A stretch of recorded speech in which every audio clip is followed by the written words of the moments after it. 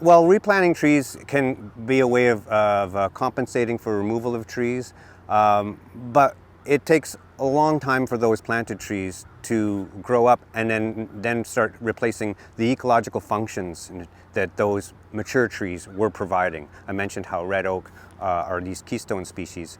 If you remove a 100-year-old oak tree, well, you know, it takes 100 years for it to grow back, and so we won't see those benefits for another 100 years. As well, the city's compensation, they talk about planting tree for tree. Well, the city's own compensation policy states that when you remove woodlands, they have to be replaced on an area basis, not per stem. So if they're removing, say, a hectare of woodland, they have to replant another whole hectare of woodland.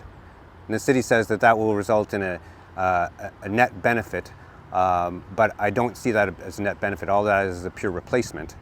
And that's assuming that all of the trees you replant, that whole hectare, survive.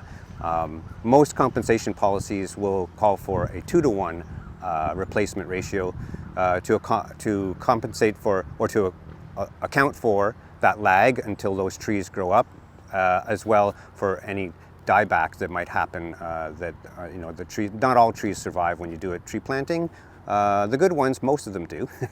Well, I do expect the city to adhere to their own process of consultation and see that now that they have made a mistake in locating this here. What I'd like to see is council to reconsider at the soonest possible time the decision to locate this field here and look at other options. Most city staff reports come with several options when they're proposing something. Usually a do nothing, a preferred several options, and then they do the analysis and call it a preferred option.